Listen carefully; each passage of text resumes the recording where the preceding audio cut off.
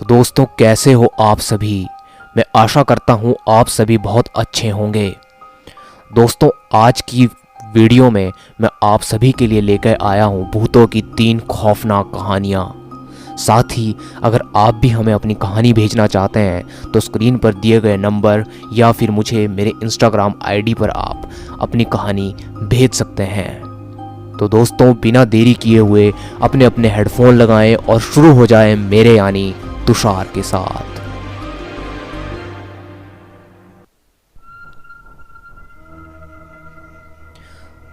दोस्तों, मेरा नाम रमेश है और मैं दिल्ली का रहने वाला हूँ। दोस्तों, जो मैं कहानी आपको अभी बताने जा रहा हूँ वो मेरे साथ घटित एक सच्ची घटना है। दरअसल मैं दिल्ली के एक फैक्ट्री में साफ सफाई का काम करता हूँ। मेरा घर फैक्ट्री से लगभग 5 किलोमीटर की दूरी पर है। मेरे पास एक साइकिल है जिससे मैं अपने घर से फैक्ट्री और फैक्ट्री से घर आता जाता हूँ। एक दिन जब मैं फैक्ट्री से घर जा रहा था तो रास्ते में मुझे एक लड़की दिखाई देती है। वह मुझे घूर घूर के देख रही थी। मैं उसे टालते हुए अपने घर की ओर निकल पड़ा। दूसरे दिन फिर वही लड़की मुझे उसी जगह पर दिखाई दी और वह मुझे फिर से घूरने लगी। फिर भी मैंने उसकी तरफ पलट के नहीं देखा और अपने घर की ओर निकल पड़ा। मैं उसके पास रुका भी नहीं क्योंकि मुझे उस लड़की से बेहद डर लग रहा था। वह लड़की कई दिनों तक मुझे देखती रहती थी। एक दिन वह लड़की वहाँ पर नहीं दिखाई दी तो मैं सोच में पड़ गया कि ऐसा क्या हुआ जो वह लड़की आज नहीं आई। फिर मैं अपने घर की तरफ निकल पड़ा। एक हफ्ते बाद मेरे घर पर एक चिट्ठी आई और मुझे पता चल गया था कि यह चिट्ठी उसी की है। उस चिट्ठी में उसका नाम प्रीति लिखा हुआ था। उसमें से एक फ़ोटो निकली थी जो उसी लड़की की थी। मैं चौंक गया था कि उस लड़की को मेरे घर का एड्रेस कैसे पता चला। उस चिट्ठी में लिखा हुआ था कि कल जब फैक्ट्री से निकलो तो जहाँ पर मैं खड़ी रहती हूँ वहाँ पर मेरा इंतज़ार करना। उसके दूसरे दिन ठीक मैं वहाँ पर पहुँच गया तो वह लड़की वहाँ पर नहीं थी। मैंने काफ़ी इंतज़ार किया, फिर मैं अपने घर की तरफ चल दिया और तभी मुझे याद आया कि वह जो चिट्ठी आई थी उसमें उसका ज़रूर पता लिखा हुआ होगा। फिर मैं उसका पता पढ़कर उसके पते के अनुसार मैं उसके घर मिलने चला गया।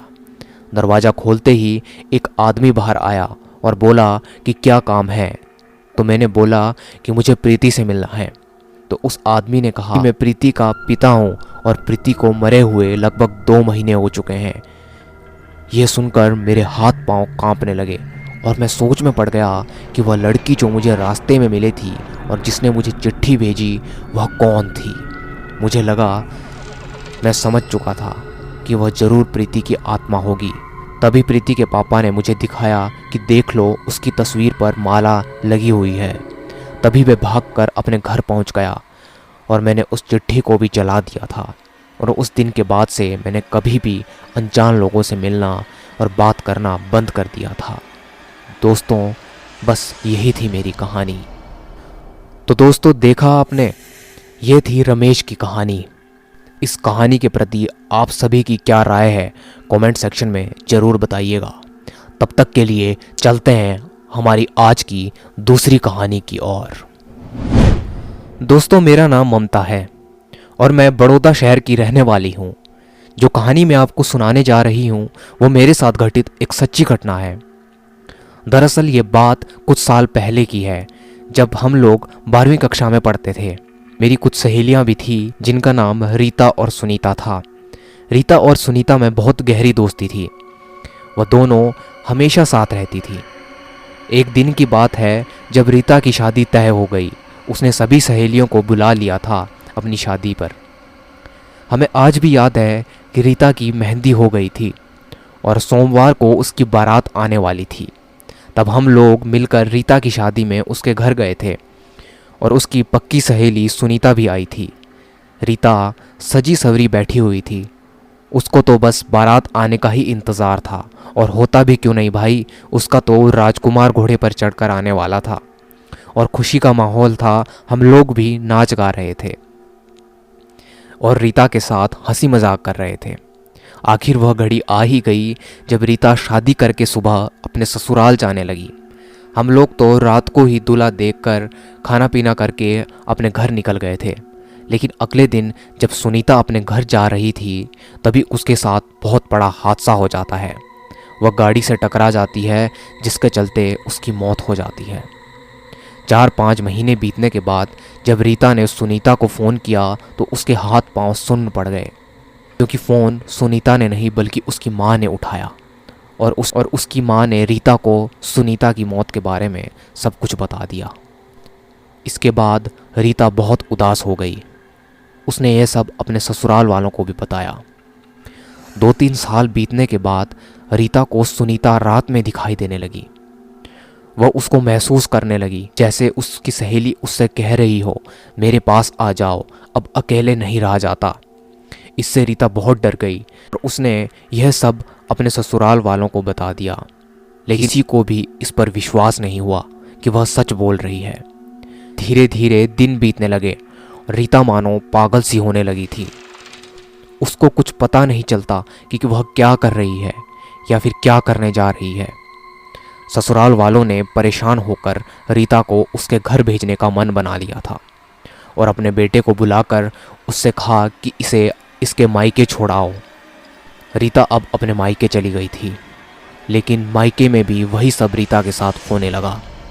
उसकी यह हरकतें देखकर उसके पिता ने सोचा कि उसे किसी अच्छे पंडित को दिखाना ही सही रहेगा।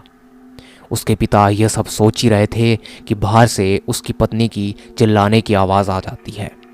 उनकी पत्नी उनसे कहती है कि रीता ने अपना दरवाज़ा बंद कर लिया है और वह अपना दरवाज़ा खोल भी नहीं रही है। उसके पिता दरवाजे के बाहर से ही आवाज़ लगा रहे थे कि बेटी, तुम्हारा इलाज ज़रूर करूँगा और तुम ठीक भी हो जाओगी, लेकिन तुम दरवाज़ा तो खोलो। रीता ने दरवाज़ा बहुत देर तक नहीं खोला। उसके पिता काफ़ी डर गए थे। उन्होंने दरवाज़ा तोड़ दिया और वह अंदर चले गए। वहाँ का दृश्य देखकर रीता के पिता वहीं बेहोश हो गए और उनकी पत्नी हैरान रह गई कि माँ ने देखा कि रीता ने पंखे से फांसी लगा ली है और वह मर चुकी थी। तब उसकी माँ समझ गई कि मेरी बेटी सच बोल रही थी। आज उसकी सहेली सुनीता ने उसे अपने पास बुला लिया है। आखिर सुनीता मेरी बेटी को लेकर चली गई। तो दोस्तों, देखा आपने, यह थी ममता की कहानी। कहानी कितनी सच है और कितनी झूठ, अब यह तो सिर्फ ममता ही जानती है। आप सभी अपनी राय कमेंट सेक्शन में ज़रूर बताइएगा। तो यहीं छोड़कर चलते हैं अपनी आज की आखिरी कहानी की ओर। दोस्तों, मेरा नाम राजेश है और जो कहानी मैं आपको भी बताने जा रहा हूँ वो मेरे साथ घटित एक सच्ची घटना है।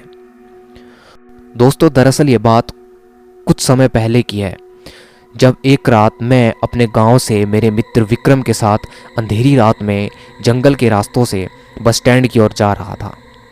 तो मेरे मित्र ने बोला कि मित्र, इस जंगल से जल्दी जल्दी चलते हैं वरना समस्या खड़ी हो जाएगी। तो मैंने अपने दोस्त से पूछा कि आखिर क्या बात है। तो विक्रम कुछ ना बोलकर बस चले ही जा रहा था। मैंने उसे दूसरी बार पूछा तो उसने इस जंगल के बारे में बताया। तो उसने बताया कि लगभग 4 से 5 साल पहले की बात है।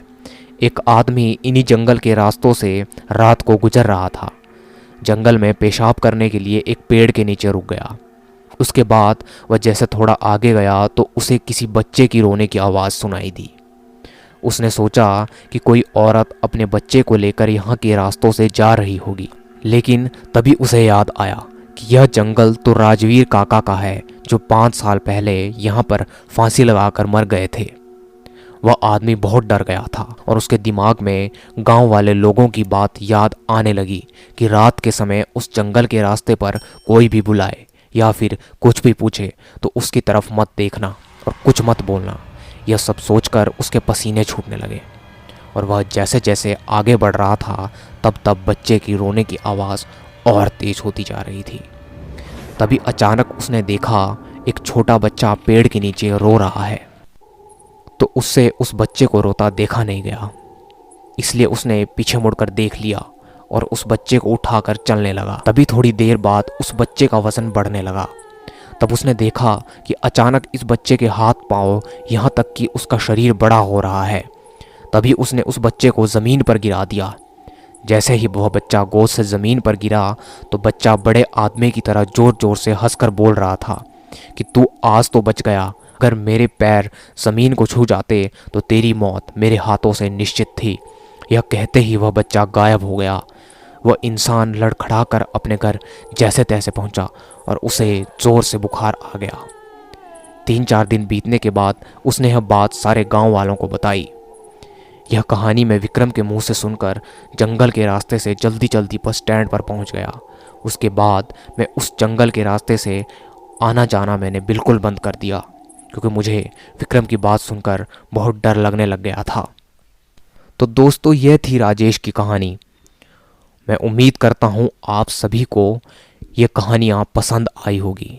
दोस्तों, अगर आपको ये सभी कहानियाँ पसंद आई है और भविष्य में भी ऐसी कहानियाँ सुनना चाहते हैं तो चैनल को ज़रूर सब्सक्राइब करें। अगली कहानी में जल्द मुलाकात होगी।